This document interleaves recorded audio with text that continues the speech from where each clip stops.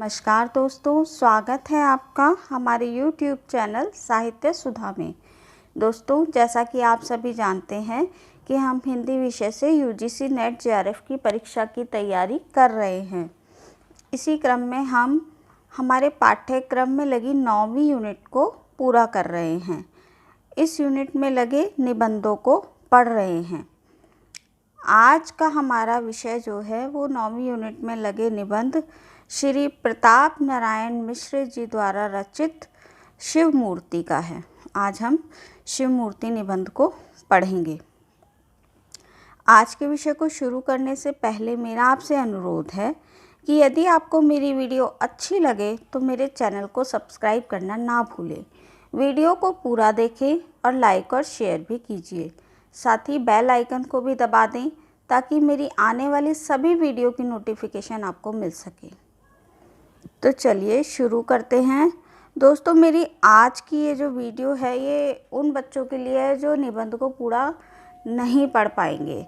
ये मैं शॉर्ट में लेकर आई हूँ और इस निबंध को मैं आपको पूरा भी पढ़वाऊँगी।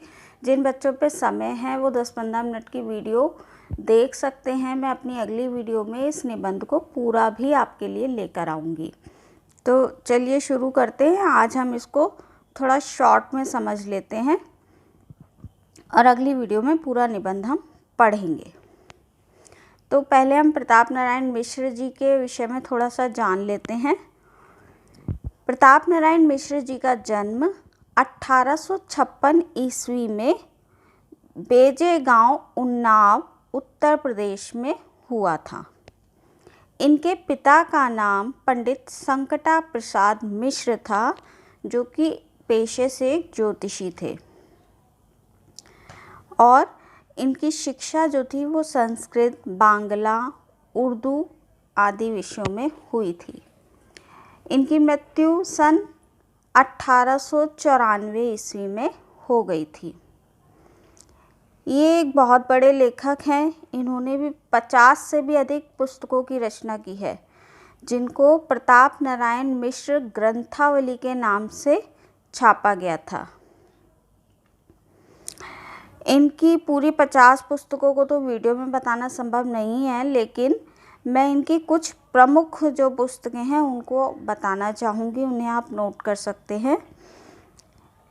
इसमें प्रेम पुष्पावली, मन की लहर, मानस विनोद आदि ये जो इनके काव्य संग्रह हैं। कली कौतुक, हठी हमीर, गौ संकट, भारत दुर्दशा ये इनके नाटक हैं। और जुआरी और खुआरा ये इनके प्रहसन हैं। प्रहसन भी एक तरह से नाटक के जैसा ही होता है। तो आज का हमारा जो विषय है वो इनके द्वारा एक निबंध की रचना की गई थी जिसका नाम था शिव मूर्ति। ये निबंध एक प्रतीकात्मक भाषा में लिखा गया निबंध है, जिसको मैं आपको अगली वीडियो में पूरे निबंध को भी बताऊंगी। आज हम इसकी कुछ मुख्य अंशों को जान लेते हैं कि निबंध में आखिर है क्या। शिव मूर्ति निबंध 19वीं शताब्दी के अंतिम वर्षों में लिखा गया था। इस निबंध में संस्कृति का उपपाठ और साथ ही साथ कला का पाठ भी निहित है। इसमें प्रतीकों के माध्यम से बड़े सरल और सहज ढंग से इस बात को रेखांकित किया गया है कि भारत का शिक्षित वर्ग भारतीयता, भारतीय संस्कृति और भारतीय प्रतीकों के प्रति कितना उदासीन है। इस निबंध में प्रतीकों के माध्यम से यही सब समझाने का प्रयास किया गया है। शिव मूर्ति भी उसी तरह का एक प्रतीक है। नव जागरण और स्वतंत्रता का आंदोलन भारत की खोज का आंदोलन था। इस निबंध में गुथा भारत की खोज का पाठ उसे उस काल और इस काल दोनों में ही प्रासंगिक बनाता है।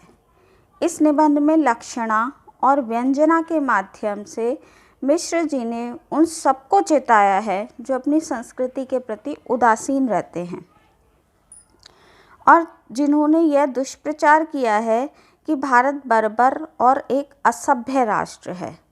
उन सबको चेतावनी दी है मिश्र जी ने, तथा भारत के लोग मूर्ख और बंदर और सांप नचाने वाले हैं।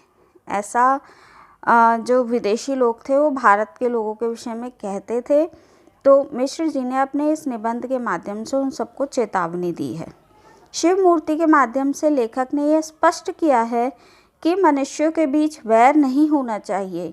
इतना ही नहीं, इस निबंध में आस्तिकता का पाठ भी मिश्र जी ने पढ़ाने का प्रयास किया है।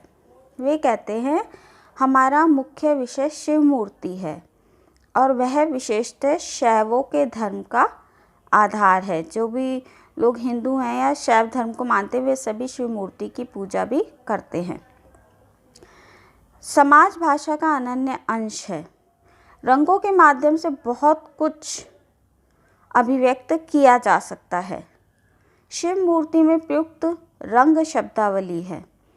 जैसे कि हम वैसे भी जानते हैं, जैसे हम भारत के झंडे को ही ले लें तो हम हरे रंग को हरित यानी कि फसलों का, हरी हरी फसलों का प्रतीक मानते हैं। सफ़ेद रंग को शांति का प्रतीक मानते हैं, है ना। इसी तरीके से रंगों से भी बहुत कुछ हम बता सकते हैं। इस शिव मूर्ति में प्रयुक्त रंगों को इन्होंने अलग अलग तरह से प्रयोग किया है, जिसको हम जान लेते हैं। श्वेत, जिसका अर्थ है परमात्मा शुद्ध है और स्वच्छ है। श्वेत रंग सतो गुण का सूचक है, यानी कि जो सफ़ेद रंग है वो किसका सूचक है? सात्विक गुण का सूचक है। उसके उजले रंग लाल रंग को रजोगुण का सूचक कहते हैं। उजला रंग इसमें इन्होंने किसको कहा है? लाल रंग को उजला रंग कहा है क्योंकि चटक होता है वो, और जो किस बात का सूचक माना है? रजोगुण का। अनुराग का रंग लाल है, फिर भी अनुराग देव का रंग और क्या होगा? काला सबसे पक्का रंग यही है, इस पर कोई दूसरा रंग नहीं चढ़ सकता। पुतली काली होती है, भीतर का प्रकाश ज्ञान है। पुस्तकें काली मसी से लिखी जाती हैं, यानी कि काली टाइपिंग होती है पुस्तकों की। यूरोप में खूबसूरती के बयान में अलकावली का रंग काला कभी ना कहेंगे। तो इन्होंने काले रंग को भी डिफ़ाइन करते हुए कई बातें बताई हैं कि काला रंग जो है वो उसमें पुस्तकें लिखी जाती हैं। पुतली हमारी आँखों की वो भी काली होती है जिससे हम इस दुनिया को देख सकते हैं, और इसके ऊपर किसी भी बुराई का रंग नहीं चढ़ सकता, यानी काला रंग के ऊपर कोई अन्य रंग नहीं चढ़ सकता। यहाँ ताम्रवर्ण सौंदर्य का रंग ना समझा जाएगा, और यहाँ पे सोने का जो रंग है उसको इन्होंने नहीं समझाया है। तो दोस्तों, इन्होंने जो ये शिव मूर्ति नामक जो निबंध लिखा है इसमें इन्होंने रंगों को इस तरीके से बताने का प्रयास किया है कि सफ़ेद रंग जो है वो सात्विक गुणों का सूचक है, और काले रंग पे हम कोई और रंग को नहीं चढ़ा सकते हैं। तो ये आज हमने इसको शॉर्ट में जाना है, बहुत शॉर्ट में जाना है, लेकिन हमें इस निबंध को पूरा भी पढ़ना चाहिए, क्योंकि निबंध एक ऐसी चीज़ है जिसमें से प्रश्न अधिकतर डीपली पूछ लिए जाते हैं।